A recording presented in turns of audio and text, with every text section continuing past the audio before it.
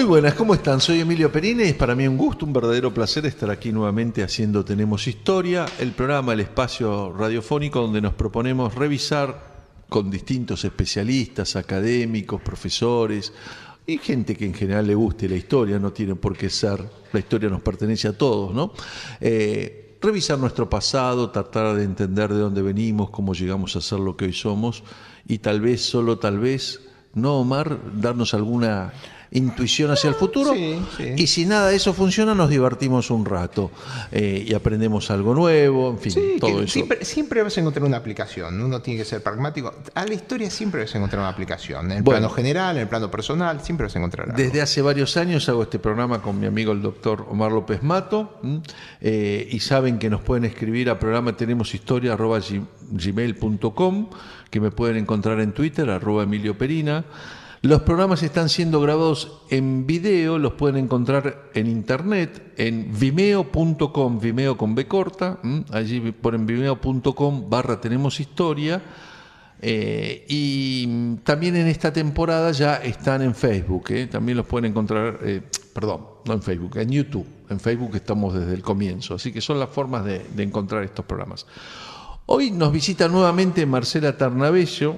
Marcela es doctora en historia, ¿sí, Marcela? Sí, soy doctora en historia. Y queremos tocar con ella los momentos previos a la declaración de la independencia, el año 1815, 1816, cómo eran en todo este proceso tan complejo que arranca para algunos, inclusive con las invasiones británicas al Río de la Plata, para otros con la primera junta en mayo de 1810, y algunos los van ubicando en distintos momentos, pero el cumpleaños de la patria, como decimos siempre en este programa, es 9 de julio, no hay ninguna alternativa. La patria nace en 1816, como uno nace el día que figura en el documento del DNI y no cuando los padres lo concibieron, no existe eso. Vamos a presentar el programa y vamos a estar hablando nuevamente con Marcela Tarnabello a raíz de su libro Historia de la Argentina 1806-1852, colocándonos sobre todo en los años 1815, 1816, cómo fueron políticamente y cuán difíciles fueron esos momentos para quienes decidieron que esto fuera un país independiente.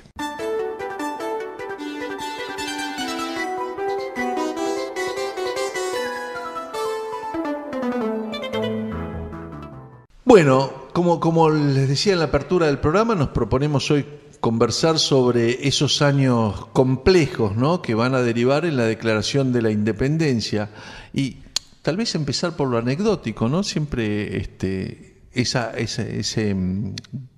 idea del mito del eterno retorno de Nietzsche, que en nuestro caso sería como no hacemos las cosas bien la primera vez, siempre las hacemos dos veces, ¿no? La independencia también se declaró dos veces, ¿no, Marcela? A ver, vos hiciste referencia a algo interesante y es, hay un solo cumpleaños de la patria y lo ubicaste en 9 de julio de 1816. Ahora, en realidad, este ha sido siempre un problema que tensionó todas las festividades y celebraciones de la patria, porque 1810 ha sido también parte de ese mito de origen. Y por lo tanto, en las fiestas escolares, aún hoy estamos acostumbrados a escuchar que el 25 de mayo se festeja el nacimiento de la patria y el 9 de julio nuevamente volvemos a escuchar que ese fue el nacimiento de la patria. Por lo tanto, hay un doble cumpleaños que siempre está en tensión, que de hecho estuvo en tensión en los debates públicos del año pasado, y que tiene que ver con una peculiaridad de las revoluciones hispanoamericanas, porque si vemos el largo ciclo bicentenario que comenzó en el 2009, que continuó en el 2010 y que va a continuar por lo menos hasta el 2024, cuando se cumplan, digamos, los 200 años de la batalla de Ayacucho, varios de los países de la región tienen un doble cumpleaños. México, Argentina, Chile, Venezuela, Colombia.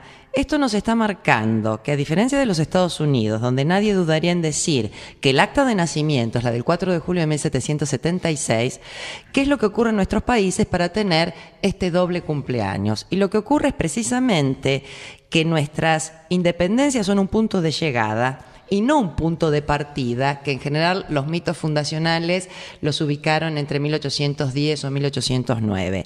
Esto no le quita heroicidad a lo desatado a partir de 1810. Pero los historiadores tenemos que explicar por qué se tardó 6 años en declarar la independencia cuando la revolución da comienzo en 1810. Y en relación a tu pregunta sobre que no fue la primera declaración de independencia, si tu pregunta remite a todo lo que se discutió el año pasado sobre si la primera independencia la declara Artigas en la banda oriental, en realidad no hubo ahí un acta de independencia. Es decir, no se conoce. Se perdió. A ver, no se sabe si hubo acta. Hay una referencia ex post en una correspondencia. En correspondencias. A ver, uno podría decir. Curiosamente, Artigas tampoco lo dice cuando termina el Congreso, lo dice un año después.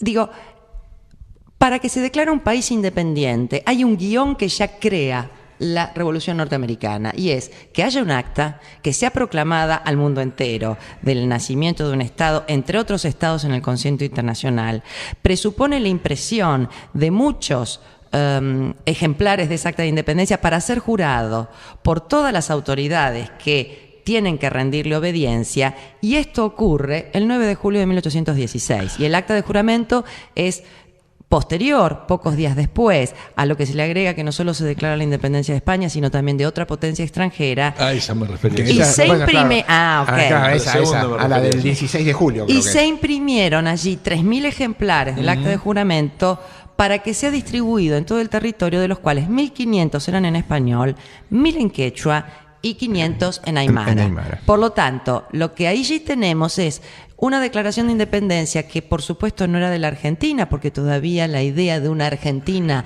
con el contorno que nosotros conocemos es muy posterior, sino que lo que tenemos es la declaración de independencia de las Provincias Unidas en Sudamérica. Bueno, la otra historia es que no va ninguna provincia mesopotámica, no va ninguna provincia artiguista. Exacto. Y al mismo tiempo, el único que está en los dos congresos es Cabrera por Córdoba. Exacto, y al mismo tiempo que se pelea con gente diciendo que, bueno, y Artigas que hace una declaración cuando se entera lo del 9 de julio que dice: nosotros ya declaramos la independencia. Desde esa perspectiva uno puede decir, bueno, hubo tantas declaraciones de independencia si uno considera que Monteagudo venía diciendo en el Mártir Libre que había que declarar la independencia. Es decir, una cosa es la declaración de intenciones y otra cosa, efectivamente, es una declaración. Un acta jurídico es un acta constituido jurídica. Y que además tenga reconocimiento de otras naciones, ¿no? Exacto. No, a mí me hace mucha gracia ese episodio que, como habían omitido la fórmula y de toda otra potencia extranjera, a la semana hubo que corregirse. Claro, lo que pasa es que también hay que recordar una cosa, que bueno, viene a colación por el programa que habíamos grabado en su momento sobre el carlotismo. Claro. En esos días la banda oriental es invadida por Portugal. Exacto. Por los luso-portuganos. Bueno. Que aparte también, haciendo referencia un poco al carlotismo del resto de América, el expansionismo lusitano, que es típico, ¿no? Los lusitanos hicieron un imperio y Brasil siguió con sus políticas expansionistas. Hacía mella dentro del espíritu, sobre todo en la banda oriental, porque el carlotismo era mal visto más por los orientales, porque ellos habían sufrido las presiones de los portugueses en la toma de las colonias orientales, en todo lo que era la depredación al norte del Río Negro, en Uruguay. Es decir, mientras que para los porteños el carlotismo podría haber sido algo más digerible, para los orientales era indigerible, porque estaban constantemente en guerra contra los portugos. Y ahora encontramos 1812, la primera invasión, 1816, una invasión, 10.000 soldados portugueses en la banda oriental, que solamente tenía 60.000 habitantes después de una guerra desgastadora que habían sido como el sitio de Montevideo y todo eso. O sea que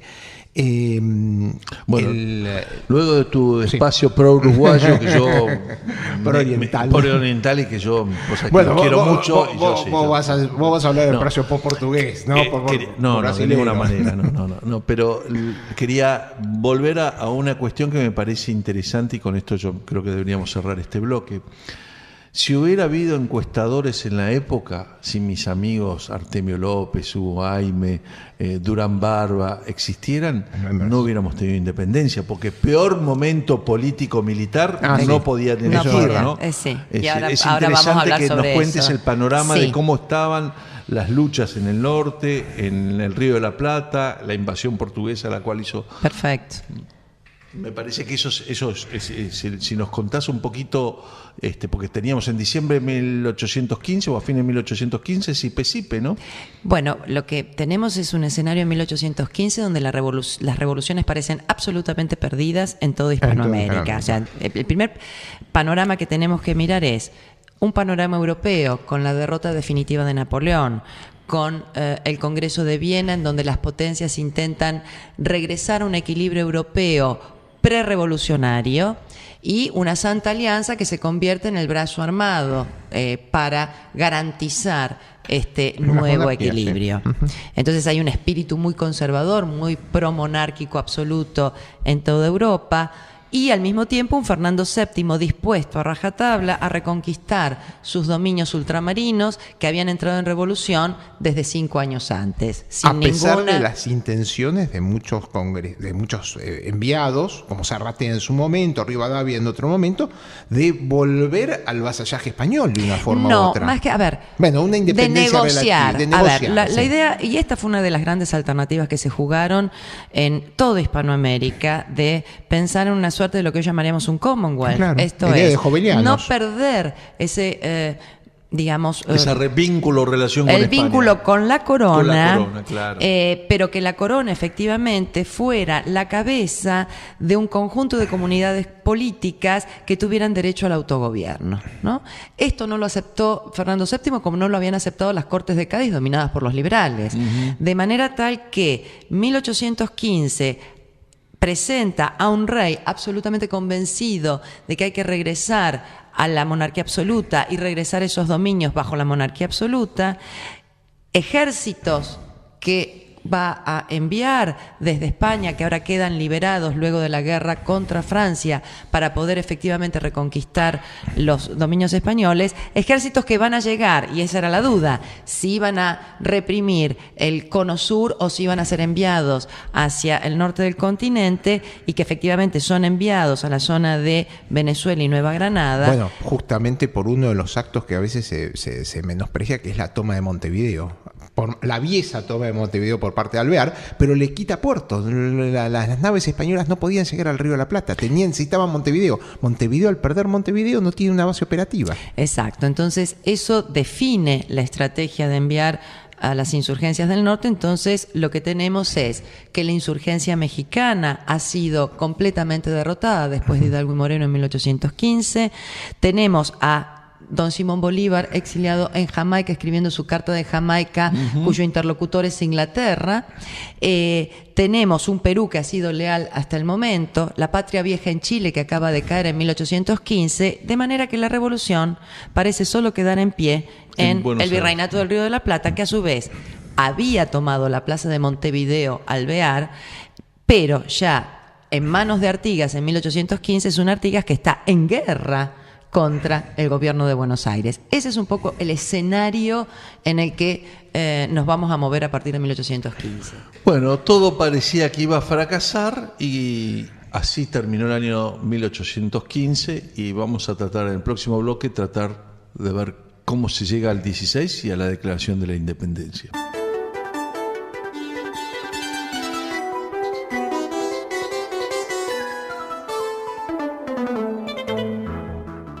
Seguimos en Tenemos Historia, estamos revisando junto a la doctora Marcela Ternavasio un momento muy complicado de la historia argentina.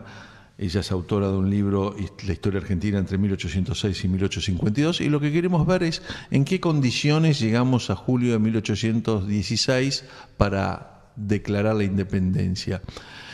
Bueno, el año 15, como vimos en el bloque anterior, todo había sido negativo para la revolución prácticamente, ¿no? La situación en Europa, la situación en la Europa, invasión portuguesa. Bueno, acá Alvear, su destitución, Álvarez Tomás como nuevo director supremo. No tocamos un tema que... Rondó como jefe del ejército y sus derrotas, pobre Rondó, perdió toda la batalla que le tocaron. Bien, pero no tocamos un tema que es muy importante, que es todo el trastocamiento jurídico y económico que significaron estos 5 años. Exacto. Para el comercio y el norte rico que pasó a ser el norte pobre, y la falta de recaudación en la aduana de Buenos Aires, ¿no? Y todos esos Exacto, problemas. en el año 15 parece la derrota de Sipe ya está mostrando que el Alto Perú está definitivamente perdido, al menos por el momento, y coincide al mismo tiempo con una coyuntura en la que, como bien marcó recién Omar, había sido destituido de su cargo de director supremo Alvear, junto con la Asamblea del año 13, que era la que había creado el directorio, la que había asumido el poder constituyente y también legislativo entre 1813 y abril de 1815, y que había justamente a instancias de Alvear hecho jurar a sus diputados en nombre de la nación. Digo esto ¿por qué? Porque ya estaba presente la disputa frente a un futuro plagado de incertidumbres en torno a si esa asamblea estaba destinada en su momento más jacobino a declarar la independencia que no declaró, cuál habría de ser en ese futuro la organización de ese nuevo Estado que iban a hacer a partir de la independencia. Y ya estaba presente la disputa en torno a dónde iba a residir el sujeto de soberanía, entre quienes lideraban como Artigas la organización futura de carácter confederal, donde las provincias y pueblos no perdieran su independencia y soberanía, y la tendencia de carácter centralista, que pretendía una organización con un centro de poder muy fuerte en Buenos Aires, y que son las que están defendiendo Alvear, la Sociedad Patriótica, Monteagudo, es decir, todos aquellos que dominaron políticamente la Asamblea del año 13.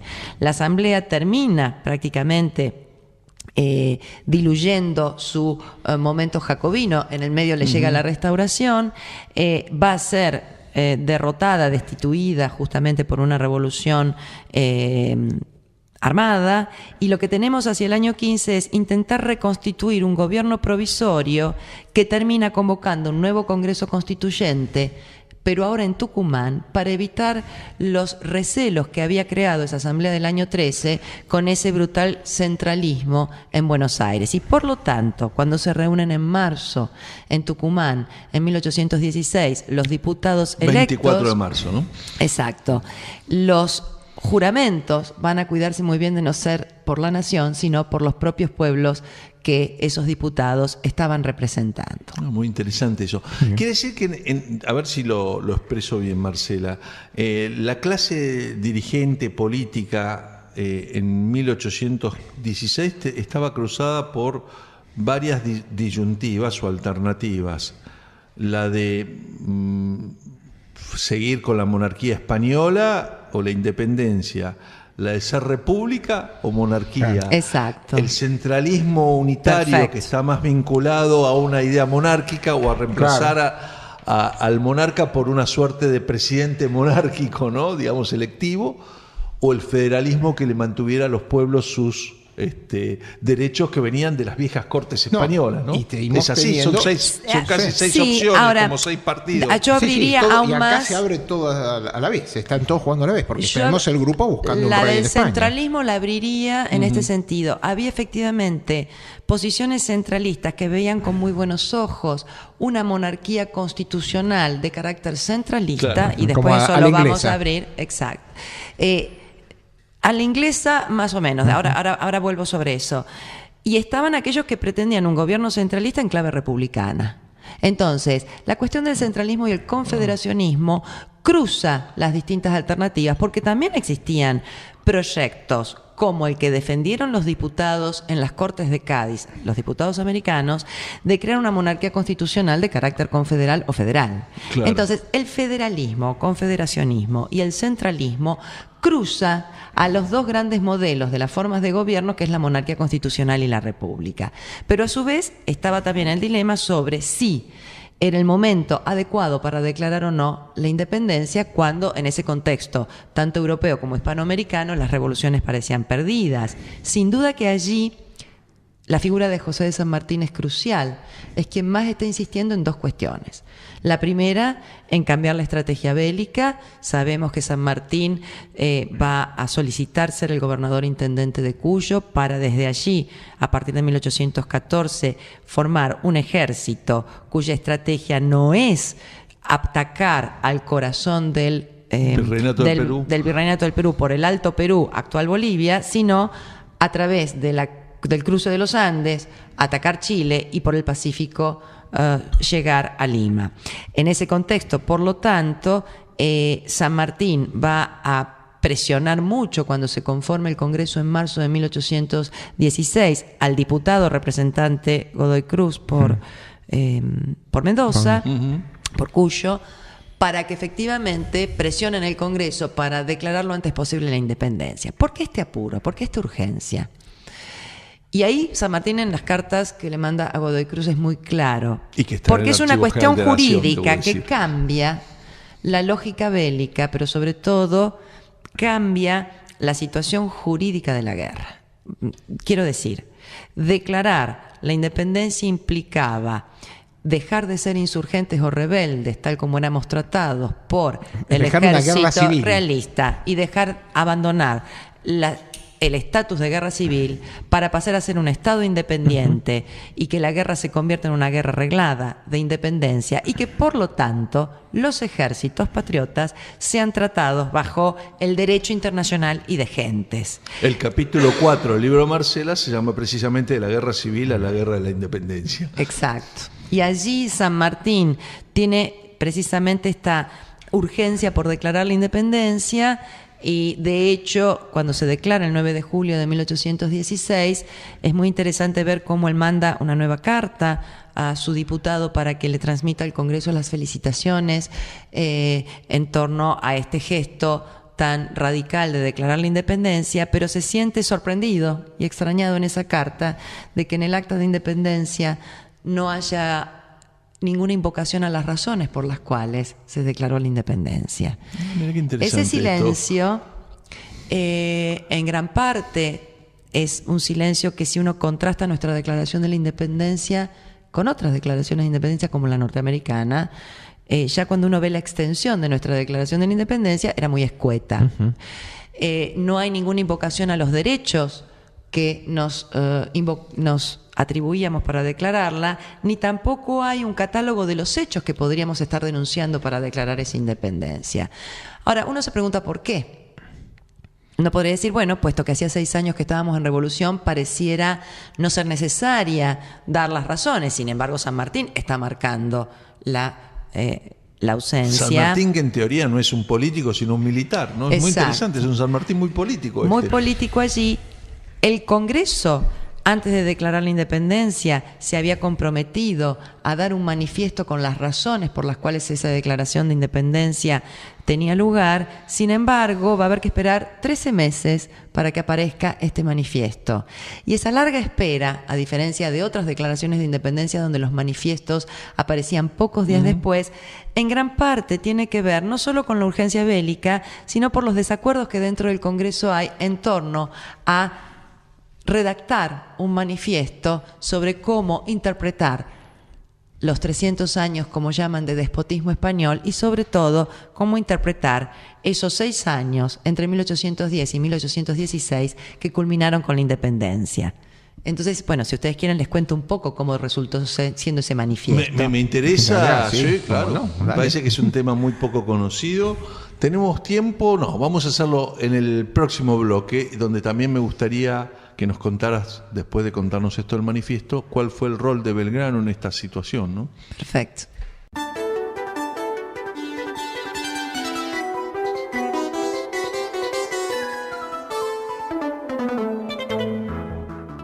Seguimos en Tenemos Historia. Les recuerdo que nos pueden escribir a programa tenemoshistoria@gmail.com, que me pueden encontrar en Twitter, @EmilioPerina. Los programas están siendo grabados en video y los pueden ver en internet. También allí van a encontrar en el canal vimeo.com, Vimeo con B corta, los programas poniendo vimeo.com/Tenemos Historia. Pero en YouTube, si ponen Tenemos Historia, también van a encontrar algunos programas que ya estamos subiendo. Y otro motor de búsqueda puede ser a través de facebook.com/Tenemos Historia. Estamos conversando hoy con Marcela Ternavasio de el periodo de la historia argentina que ella más ha estudiado, pero el que va entre 1815 y 1816. ¿En qué condiciones se declaró nuestra independencia cuando estamos en el año en que festejamos 200 años de la patria, precisamente? Y me pareció muy interesante esto de, claro, es lo más común es que cuando uno declara la independencia, y el modelo americano de vuelta, claro, el que escribió el guión lo explica perfectamente. Claro, ¿no? y justamente saltean ese párrafo, porque el resto de la Declaración de Independencia es muy semejante a la americana, pero ese párrafo lo saltean. Sí, hay autores que han trabajado en lo que se llama Global History ahora, y uno de ellos que proviene de Harvard dice, bueno, el guión de las independencias hasta Kosovo es el guión de 1776. Así es. Con distintas variaciones. Ahora bien, cuando uno lee el Acta de Independencia norteamericana se encuentra que la primera invocación es a los derechos naturales por los cuales e imprescriptibles estamos destinados, dirán las colonias británicas, a declarar esta independencia, y luego viene un largo catálogo de hechos que avalarían esa independencia en función de la violación de esos derechos imprescriptibles que el rey había cometido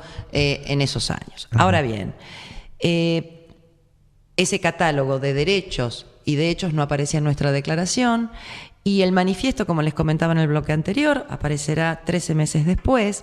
Es un manifiesto raro, que ahora les voy a contar un poquito, pero como no tenemos las actas originales de los dos primeros congresos constituyentes que se han perdido, por lo tanto lo que tenemos... Que quiero recordar que las perdió Juan Manuel de Rosas para los nacionalistas amigos. Se la dio a Buckley, ironía del destino. Se la dio a Buckley y después aparecieron. El emblema del nacionalismo es el que perdió las actas originales, ¿no? Eso sí que es borgiano.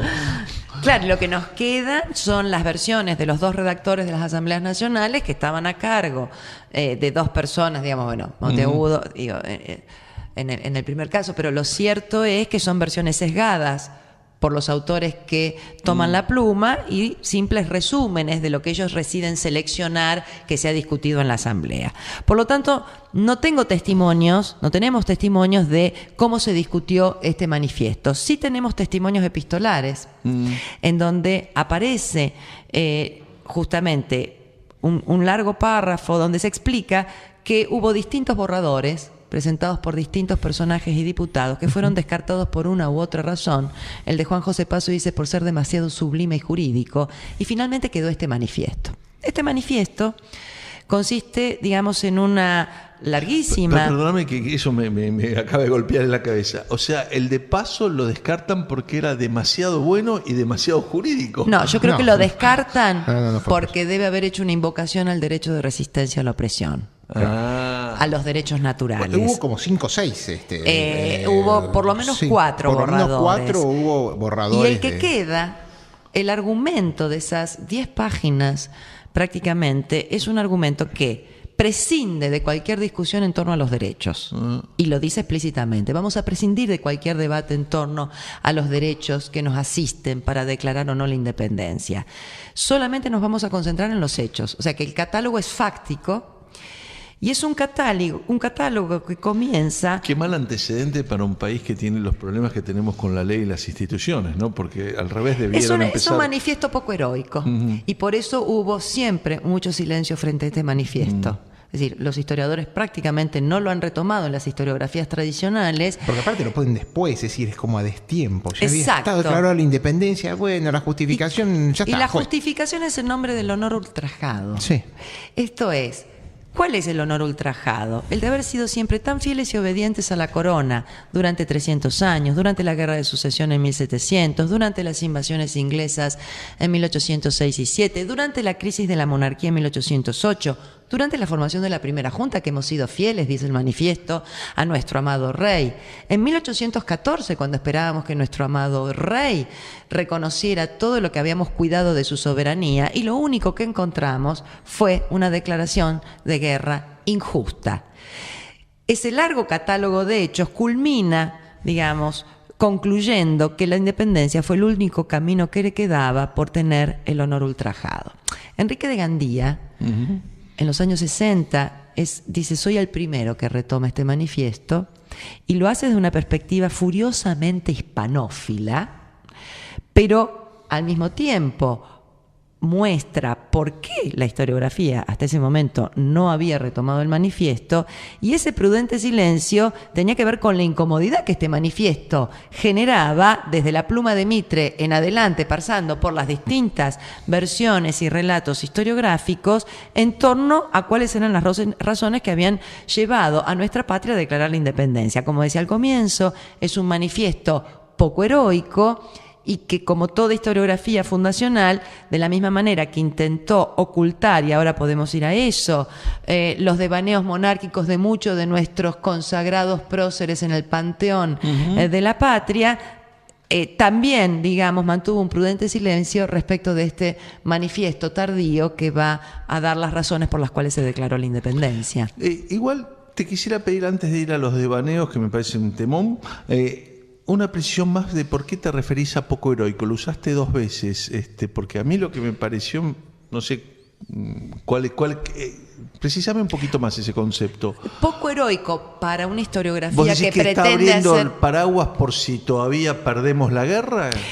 A ver, ese manifiesto creo que está demostrando que lo que comenzó siendo una guerra civil, y lo llama una guerra civil, y derivó en una guerra de independencia, al justificar que la guerra fue el único camino que le quedó al Río de la Plata para enfrentar el oprobio y el honor ultrajado por parte de la metrópoli, es también en parte una posición jurídica que, como vos decís, le abre el paraguas, que los protege para invocar en el derecho natural y de gentes a nivel internacional en el tratamiento de la guerra. Es decir, creo que es un manifiesto que está mucho más enfocado, no en clave política, sino en clave militar. Entonces, desde esta perspectiva, era una forma de protección desde el punto de vista de los argumentos utilizados, para que, de la misma manera que San Martín le estaba diciendo, no tenemos que ser considerados rebeldes, sino independientes,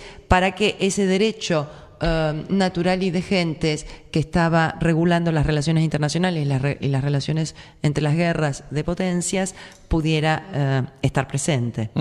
Bueno, ahora sí, bien, claro. en el programa anterior que hicimos cuando hablamos de Candidata a la Corona de Carlota, mencionamos los devaneos de muchos de nuestros próceres por preferir una forma monárquica y andar por el mundo buscando un rey potable, digamos. Y la verdad que no está mal eso tampoco, es decir, no le quita a Belgrano, me parece, ni mérito ni brillo, ¿no? Contanos un poquito. Belgrano es el caso testigo, digamos, de un personaje formado en el espíritu ilustrado y reformista tardocolonial. Digo que por ser además el hijo del hombre más rico de Buenos Aires, pudo ser enviado a estudiar a España y a familiarizarse con los nuevos sectores y grupos.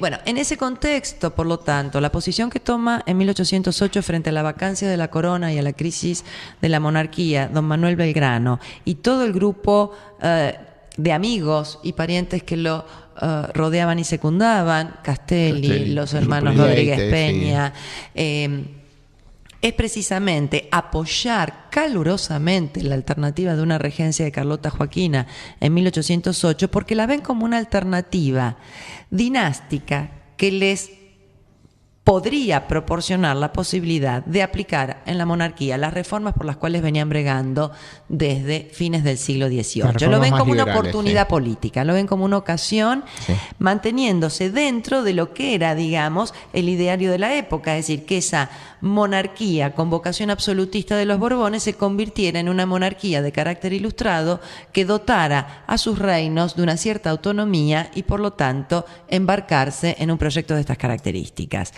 Cuando la Revolución de 1810 lo toma a Belgrano y a Castelli en una situación de ser los más férreos defensores del carlotismo, rápidamente estos dos personajes, es muy interesante ver cómo van tomando distancia de Carlota Joaquina y de la corte de Braganza sin romper definitivamente con ellos. O sea, comienzan a evaluar cuáles pueden ser las alternativas que se abren, y al abrirse esas alternativas cada vez más se alejarán del carlotismo, y el carlotismo también mudará su sede de negociación a Montevideo, y también lo intentará hacer en Paraguay. De manera que a partir de ese momento Belgrano comienza a ser un líder revolucionario devenido en militar, para lo cual nunca había sido formado. Pero esto no significa que Belgrano haya perdido, digamos, esa vocación monárquica que tiene que ver ahora o está reciclada en un formato de monarquía constitucional. Sobre todo cuando es enviado como ministro plenipotenciario a Europa en el contexto de 1815 y experimenta el clima conservador y de regreso de las monarquías absolutas que se está viviendo con el Congreso de Viena en Europa, y cuando regresa, por lo tanto, a el Río de la Plata, va a ser convocado por el Congreso Constituyente el 6 de julio, si no recuerdo mal, 3 días antes de que se declare la independencia, para que informe sobre la situación en Europa. Y allí él, de la misma manera que Zarratea lo había hecho precedentemente, Zarratea ha dicho, bueno, acá ustedes quieren republicanizarlo todo y ya no es momento para la república. No están de moda. Exacto, no vamos a ser reconocidos por ninguna potencia, de manera que lo que intenta allí Belgrano es sugiere la instauración de una monarquía constitucional, pero en lugar de buscar un monarca de linaje en Europa, intenta convencer de que la mejor manera de cubrir ese espacio monárquico es a través de la recuperación del viejo linaje incaico y coronar, por lo tanto, un descendiente inca. Ahora, en un formato de una monarquía, sin duda, que se parecía bastante a la británica. Claro, pero el único monarca, el único descendiente de incas que estaba disponible estaba preso en Ceuta. Bueno, a ver, también se había corrido la voz de que ese descendiente inca podía reclamar, en el momento en que Carlota Joaquina reclama su linaje, que estaban tramitando la reivindicación del linaje incaico. Esto genera, digamos, una... A ver, ¿por qué para Belgrano era importante? En primer lugar, porque permitía tener un linaje autóctono y de esa manera ganarse la adhesión del territorio que parecía perdido, ¿no? Del Alto Perú y básicamente luego del Perú. Y por lo tanto también era una manera de negociar la reincorporación de estas regiones muy caras a la vocación de nuestros territorios, porque con ella venía toda la riqueza argentífera. En ese sentido, lo que va a generarse es una gran discusión, porque muchos, incluso que defienden la monarquía constitucional, no están dispuestos a aceptar una dinastía incaica, y ni hablar de chocolate. Exacto, y ni hablar de aquellos sectores que están representados en algunos periódicos de la época, que son netamente republicanos, que van a ridiculizar en la prensa porteña esta propuesta de parte de Manuel Belgrano. Sí, bien, tenemos que hacer aquí... Y García, que dice que ¿quién se va a casar con un inca?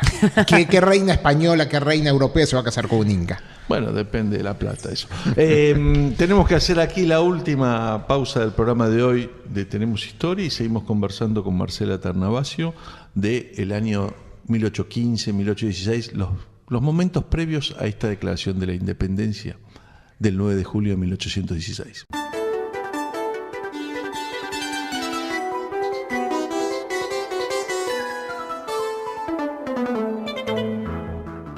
Último bloque del programa de hoy, donde nos propusimos con Marcela Ternavasio, doctora en Historia, autora de Historia de la Argentina 1806-1852, que editó Siglo XXI, tratar de recorrer ese año 16 donde se declaró nuestra independencia y estamos cumpliendo 200 años de la independencia de lo que hoy es la República Argentina. Y bueno, el bloque anterior a mí me pareció muy interesante porque yo todavía me engancho más con la falta de institucionalidad, de invocar lo fáctico por encima del derecho, que es todo un mensaje a la posteridad que es bastante negativo, que con el heroísmo que de última uno a los hombres, cada uno hace lo que puede en la vida, ¿no? Pero ¿qué pasó después? Digamos, declaramos la independencia, pero ahí no se terminan los conflictos, ¿no? No, ahí se abren dos grandes cuestiones. La primera es que más que nunca esa independencia tenía que ser defendida a través de las armas. Entonces la guerra que había sido civil hasta el momento ya era legalmente una guerra de independencia en contra de España. La segunda cuestión es que había que definir cómo organizar ese nuevo Estado que acababan de declarar como independiente y por lo tanto cómo constituirlo. Y para poder constituirlo, la discusión que subtiende a toda la cuestión constitucional o a ese poder constituyente que está destinado a diseñar un nuevo orden, lo que está en la base del debate y del desacuerdo es cuál será la forma de gobierno que adopte ese nuevo orden. Y entonces allí... Y además hay una cuestión fáctica que comentábamos en el corte, que es que el Poder Ejecutivo está en Buenos Aires. Exacto. Y el Legislativo está en Tucumán. Exacto. Y no había aviones, no había internet, no había teléfono, había carreta y bueyes. Y eso es lo que lleva a que finalmente decidan en el transcurso del año 16 a que ese Congreso se va a trasladar a la ciudad de Buenos Aires y de hecho es lo que ocurre en 1817. A partir de allí, por lo tanto, hay todo un debate muy acompañado por la prensa periódica que discute, como comentábamos en uno de los bloques anteriores, si la forma de gobierno tiene que ser republicana o una monarquía constitucional, pero a la vez lo que más divide en cualquiera de esos dos formatos es si, tratándose de una república o de una monarquía constitucional, la distribución del poder va a adoptar una forma confederal o federal o centralista. Este debate entre estas distintas posiciones ya va mostrando a un Congreso que, si comenzó con una política o estrategia prudente de hacer jurar a sus representantes en nombre de los pueblos y no de la nación, vemos que gradualmente va tomando un camino cada vez más centralista y al mismo tiempo un camino que, a través de las sesiones secretas y de las misiones secretas enviadas a Europa, una posición también mucho más proclive a pensar que la futura organización constitucional debe adoptar una forma monárquica constitucional y no republicana. En el marco de esas misiones diplomáticas que lo van a tener a Rivadavia desde 1815 en Europa, pero también al enviado como fue el canónigo Valentín Gómez, donde están buscando efectivamente un monarca de linaje para poder ocupar esa monarquía, a la vez lo que tenemos es el debate sobre si, cualquiera fuera el formato, debía ser de carácter confederal o centralista. Y lo que tenemos, por lo tanto, es una constitución producto de estos debates, que es la Constitución de 1819, que, si bien el de Anfunes la quiere presentar en su manifiesto como un gran ejemplo de gobierno mixto y pareciera ser una suerte de modelo británico a la criolla, claro, porque realidad, dice que combina las distintas formas de gobierno. Combina, es decir, no declara una monarquía, un director supremo, pero el paso a ser una monarquía parlamentaria era mínimo, era una modificación. Es muy interesante chica, porque allí hay un nuevo silencio. Esto es, la Constitución de 1819 no declara cuál es su forma de gobierno. No dice ni que es república ni monarquía. Uno, como historiador, leer los silencios es interesante para ver qué puertas quedaban abiertas y, tal como vos decís, Omar, ese silencio podía permitir que fuera en un formato republicano o monárquico constitucional donde se tradujera ahora sí ese modelo centralista. Ahora, porque de lo que no cabía dudas... Eso explica por qué el artículo 1 de la Constitución declara que la República Argentina es representativa, republicana y federal. Ahora, si mal no recuerdo, Belgrano, estando con Carlos IV... redacta un esbozo de constitución. Sí, todos son... monárquica y parlamentaria también. No sé, no sé qué influencia tiene esa constitución belgraniana, ¿no? No, lo que en realidad tienen influencia y todos los modelos que se discuten en la prensa periódica y que ellos tienen a la mano es el modelo de gobierno mixto británico. Sí. Francia pasa a ser un contraejemplo de cualquiera de los formatos monárquicos que había adoptado, y lo que tienen también e influye muchísimo y que no pueden decir a viva voz, precisamente por tratarse de España, es el modelo de las Cortes de Cádiz de la Constitución de 1812. Claro.